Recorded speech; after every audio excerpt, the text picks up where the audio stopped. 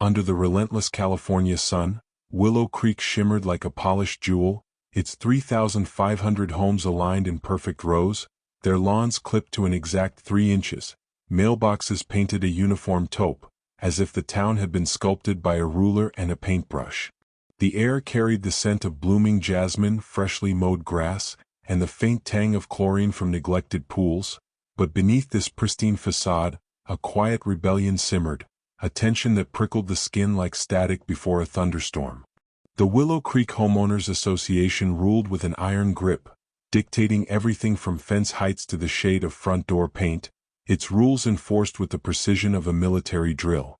At 142 Sycamore Lane, Sarah Delgado, a 32-year-old single mom with a sharp mind for numbers and a stubborn streak as fierce as the summer heat, stood on her front porch, her dark hair tied in a messy bun, her hazel eyes blazing as she clutched a neon orange HOA violation notice. The paper, crisp and accusatory, demanded a $450 fine for her unauthorized backyard vegetable garden. A vibrant patchwork of tomatoes, zucchini, basil, and sunflowers she'd planted for her 10-year-old son Ethan, who loved digging in the dirt and chasing butterflies through the curling vines. The notice's fine print was vague but ominous, a single line that sent a chill down her spine: funds reallocated for community enhancement.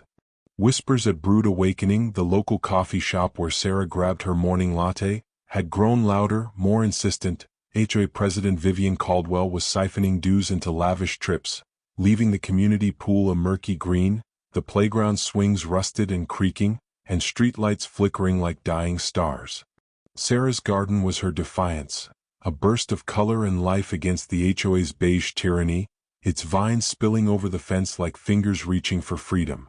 She'd built it to teach Ethan about sustainability, his small hands planting seeds as he chattered about saving the planet, his glasses slipping down his nose, his brown eyes wide with wonder as butterflies danced around him.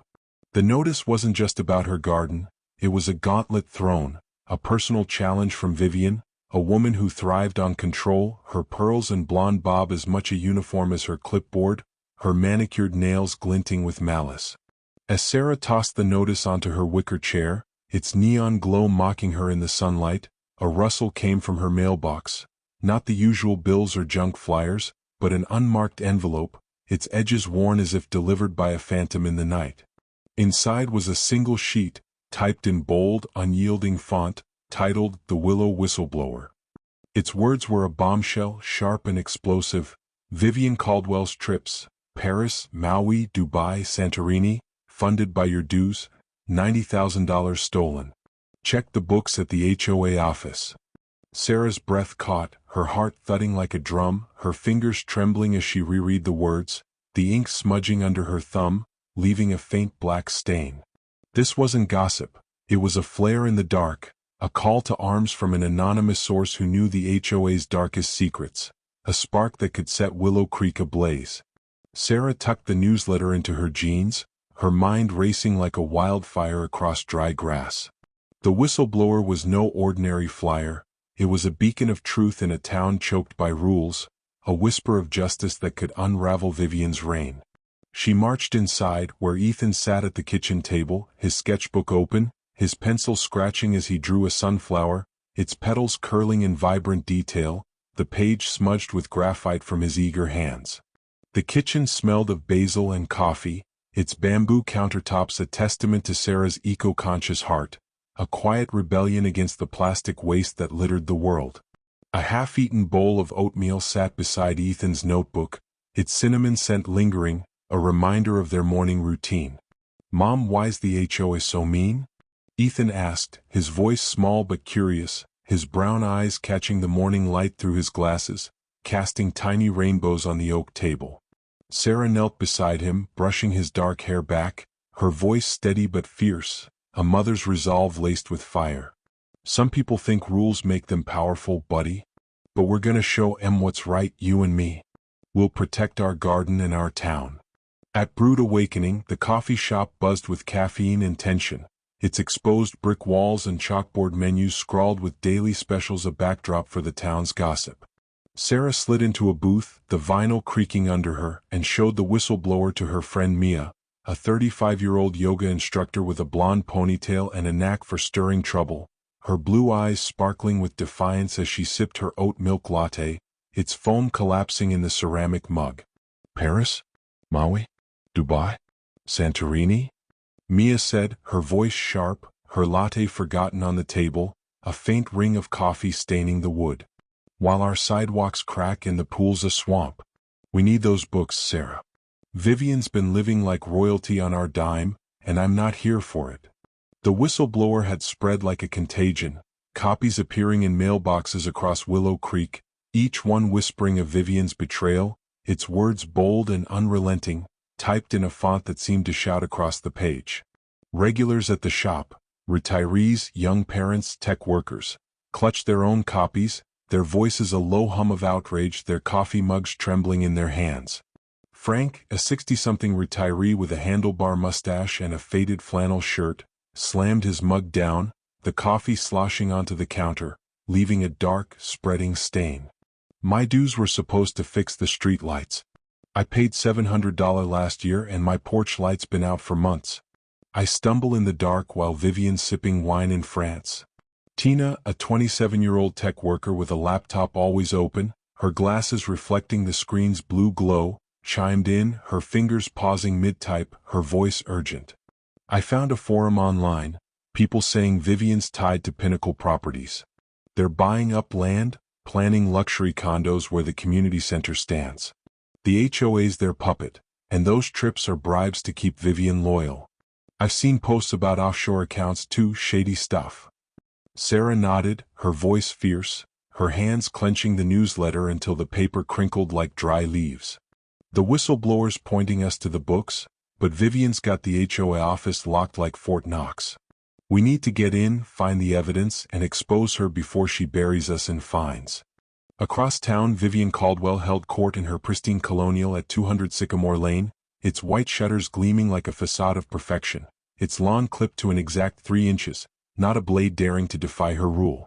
Her living room sparkled under a crystal chandelier, its light bouncing off walls adorned with framed HOA awards for community excellence, each plaque a testament to her iron-fisted reign, polished to a mirror shine. Her pearls clicked rhythmically as she paced before her board. Harold, a nervous accountant in his 50s with a perpetually sweaty brow, his tie askew, his glasses fogging, and Karen, a 40-something busybody in a floral dress, her eyes darting anxiously as she clutched her purse, its leather creaking under her grip.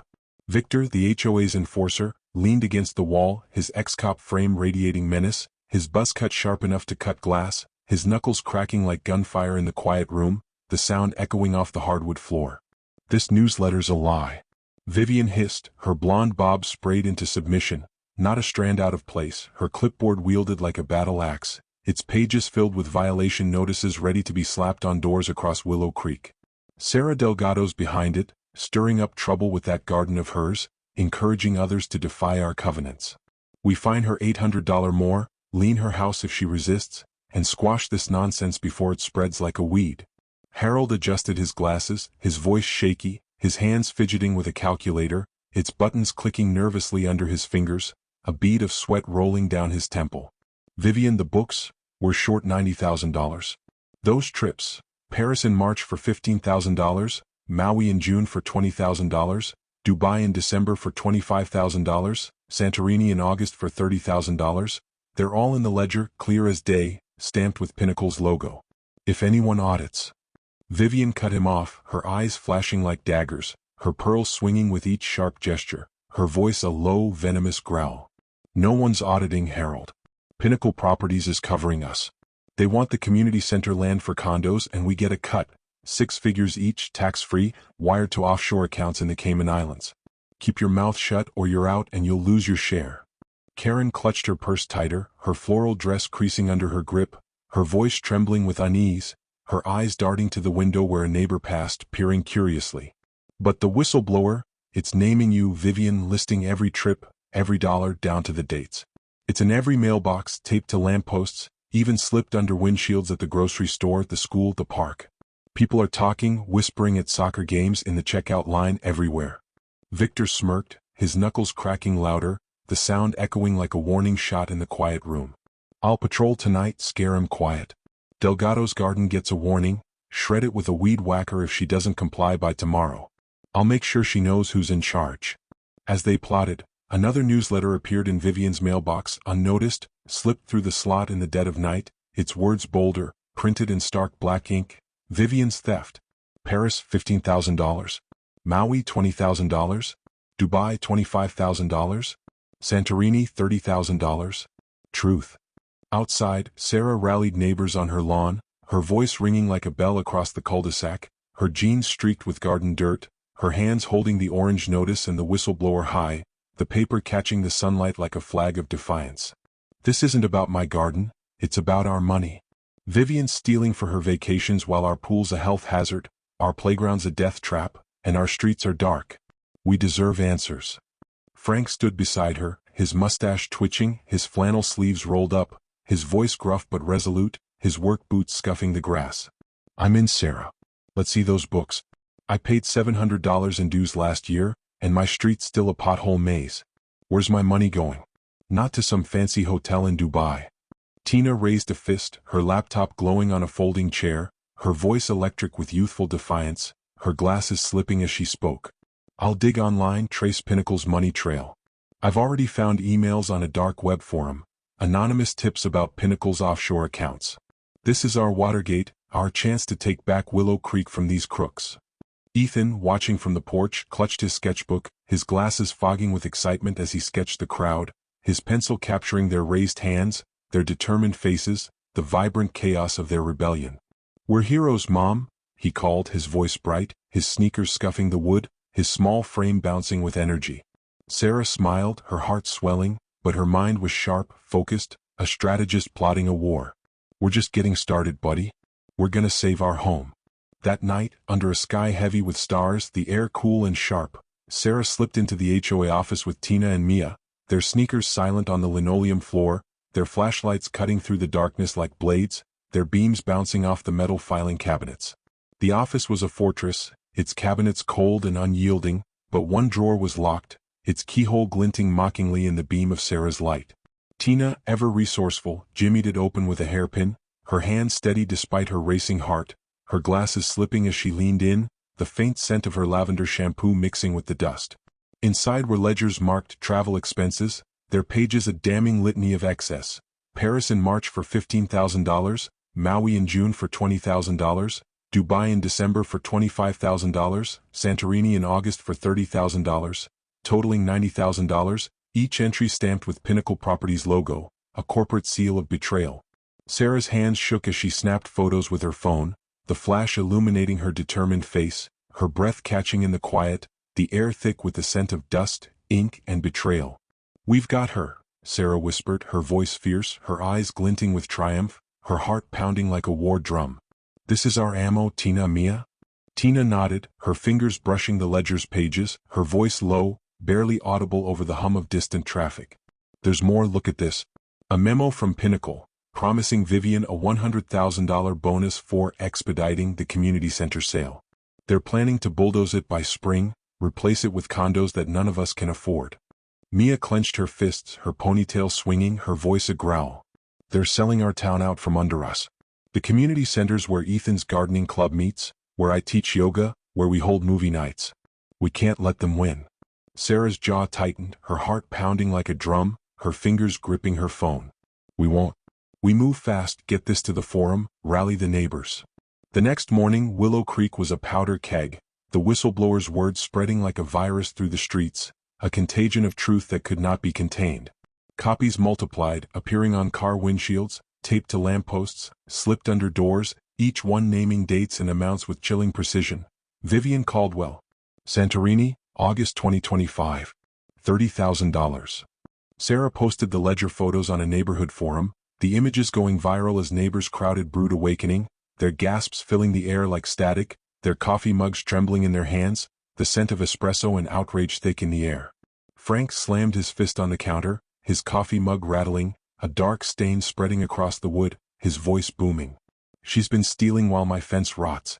I want my money back and I want answers now. Tina, typing furiously on her laptop, uncovered Pinnacle's land deal, a detailed plan to raise the community center for luxury condos, with Vivian's trips as kickbacks to ensure her loyalty, the emails hacked from an anonymous tipster on a dark web forum. "It's all connected," she said, her voice urgent, her glasses slipping as she leaned forward, her screen glowing with evidence. "Pinnacle's been wiring money to Vivian's personal account, disguised as consulting fees. I've got bank records, timestamps, even a leaked email from their CEO. They're in deep." At the community center that evening, the air was electric, the room packed with 600 residents, their voices a roar of outrage, the scent of sweat, coffee, and determination thick in the air, the fluorescent lights casting harsh shadows on the beige walls. Vivian stood at the podium, her pearls clicking furiously, her blonde bob trembling slightly, her voice shrill as she waved her clipboard like a shield, its pages fluttering.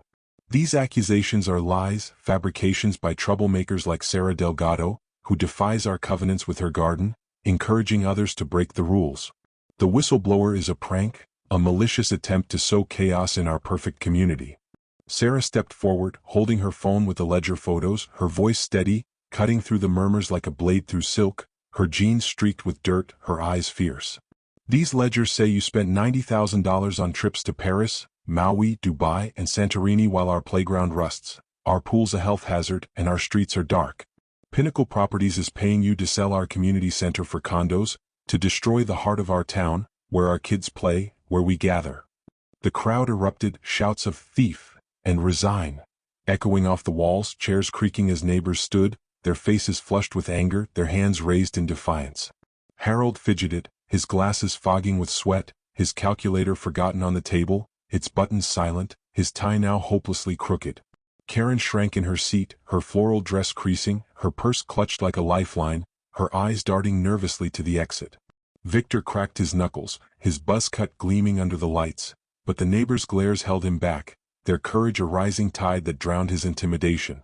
Mia, broadcasting live on a local podcast from her phone, amplified the whistleblower's words, reading them aloud in her clear, defiant voice, her ponytail swinging as she leaned into the mic, her yoga leggings catching the light.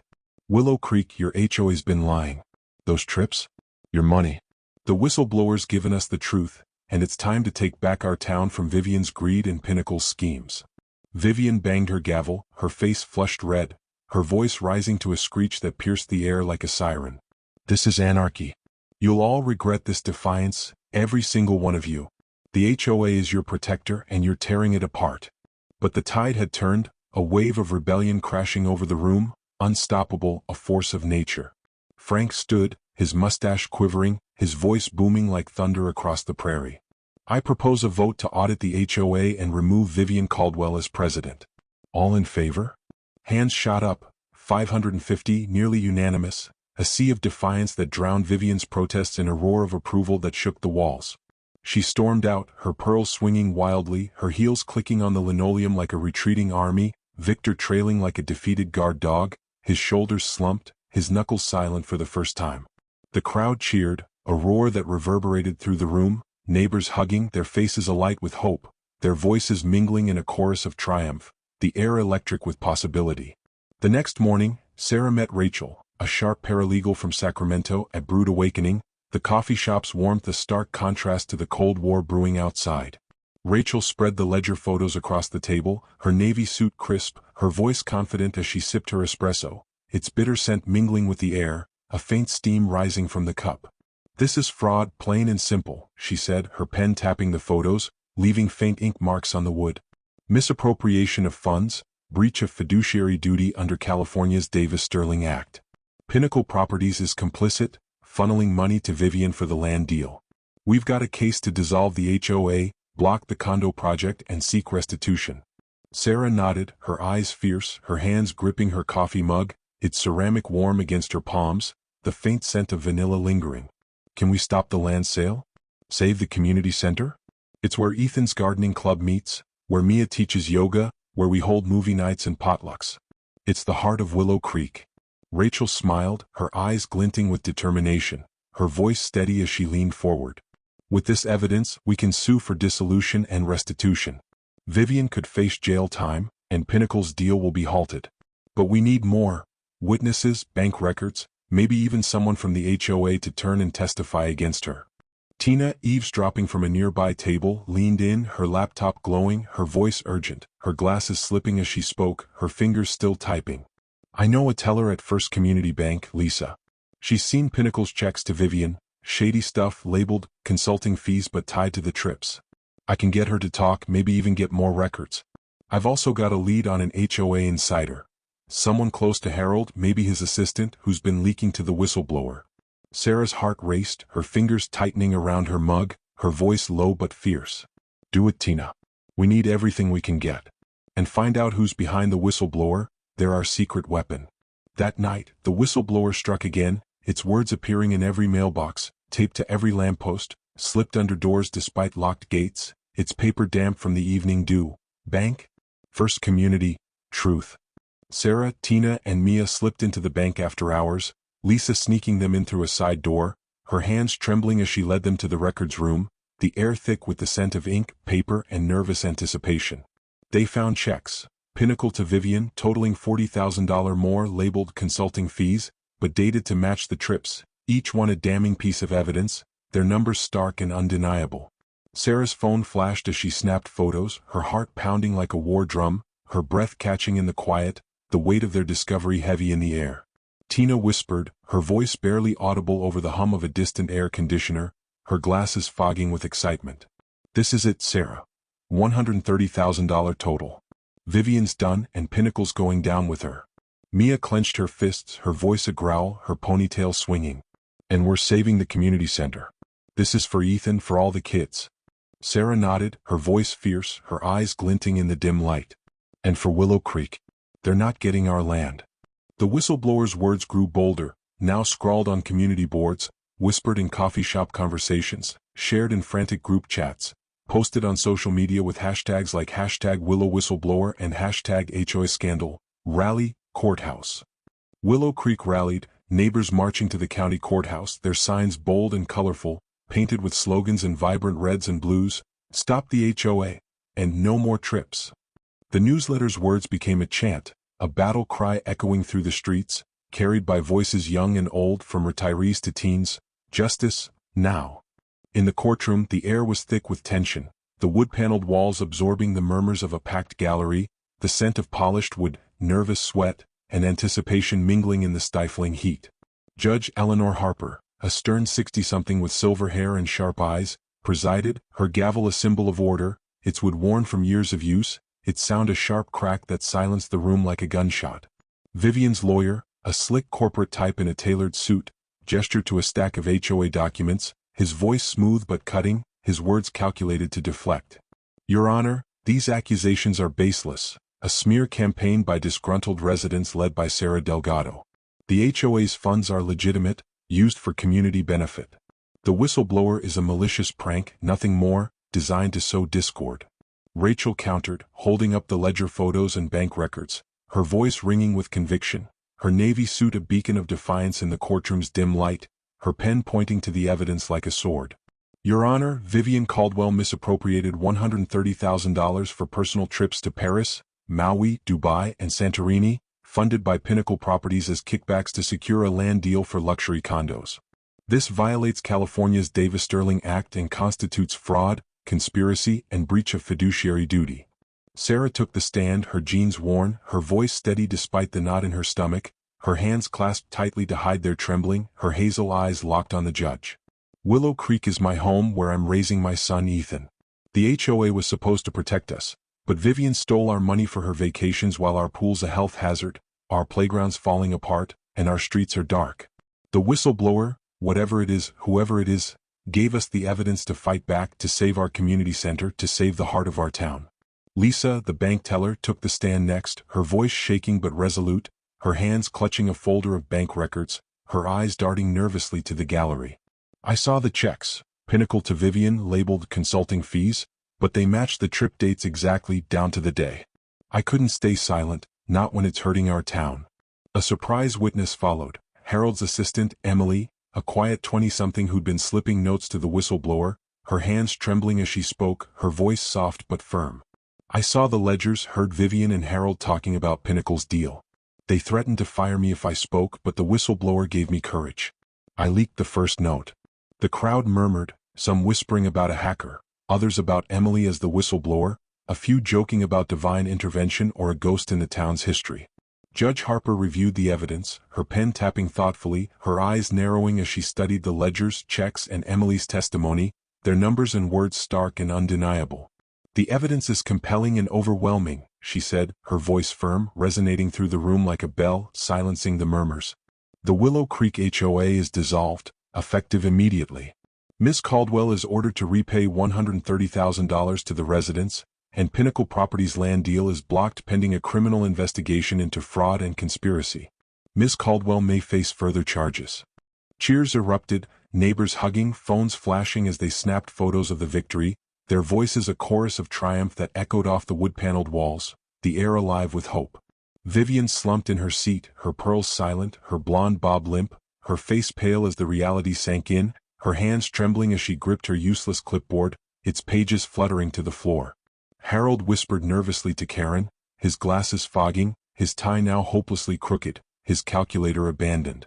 Karen bolted from her seat, her purse spilling pens and lipsticks, her face flushed with panic as she fled the courtroom, unable to face the neighbors' glares, her floral dress catching on the doorframe. Victor stood frozen, his knuckles white but silent, his authority stripped away by the crowd's courage, his buzz cut no longer menacing. Outside, Mia live-streamed on her podcast, standing on the courthouse steps, her voice electric, her ponytail bouncing in the breeze as she spoke into her phone, the setting sun casting a golden glow. A victory for Willow Creek. The whistleblower exposed the truth, and we took our town back from Vivian's greed and Pinnacle's schemes. This is our home and we fought for it. The crowd cheered behind her, their signs waving, their voices carrying across the street, where news vans had gathered, their cameras capturing the moment for the evening broadcast, reporters scrambling to interview neighbors. A summer storm hit that night, rain pounding Willow Creek like a cleansing wave, thunder rumbling like a warning from the heavens, lightning cracking the sky. The whistleblower's final note appeared, soaked but bold, slipped into mailboxes despite the deluge, its words printed in stark black ink. Truth, 1.